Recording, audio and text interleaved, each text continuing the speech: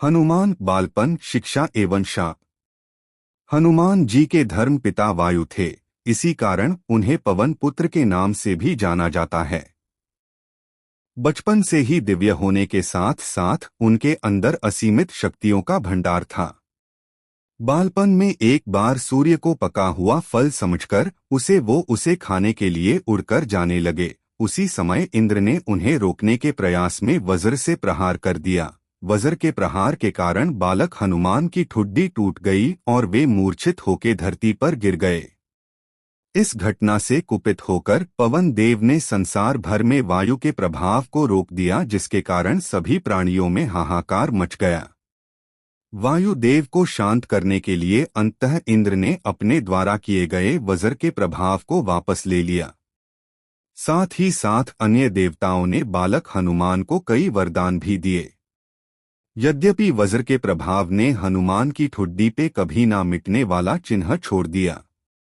तदुपरांत जब हनुमान को सूर्य के महाज्ञानी होने का पता चला तो उन्होंने अपने शरीर को बड़ा करके सूर्य की कक्षा में रख दिया और सूर्य से विनती की कि वो उन्हें अपना शिष्य स्वीकार करें।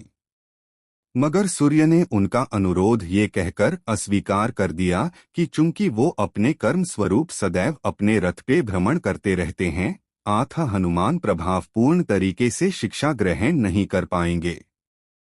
सूर्य देव की बातों से विचलित हुए बिना हनुमान ने अपने शरीर को और बड़ा करके अपने एक पैर को पूर्वी छोर पे और दूसरे पैर को पश्चिमी छोर पे रखकर पुनः सूर्य देव से विनती की और अंततः हनुमान के सतात्य दृढ़ता से प्रसन्न होकर सूर्य ने उन्हें अपना शिष्य स्वीकार कर लिया।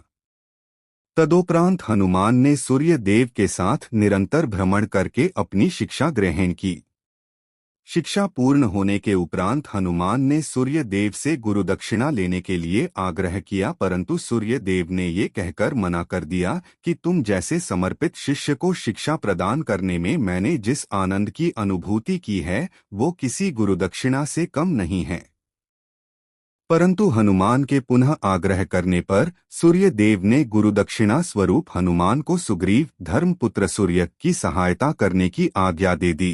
हनुमान के इच्छानुसार सूर्य देव का हनुमान को शिक्षा देना सूर्य देव के अनंत, अनादि, नित्य, अविनाशी और कर्मसाक्षी होने का वर्णन करता है।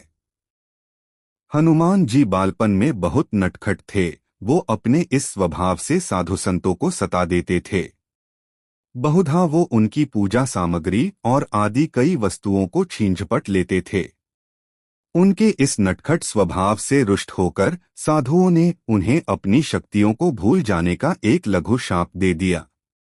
इस शाप के प्रभाव से हनुमान अपनी सब शक्तियों को अस्थायी रूप से भूल जाते थे और पुनः किसी अन्य के स्मरण कराने पर ही उन्हें अपनी असीमित शक्तियों का स्मरण होता था। ऐसा माना जाता है कि अगर हनुमान शाप रहित होते तो रामायण में राम रावण युद्ध का स्वरूप पृथक, भिन्न, न्यारा ही होता। कदाचित वो स्वयं ही रावण सहित संपूर्ण लंका को समाप्त कर देते।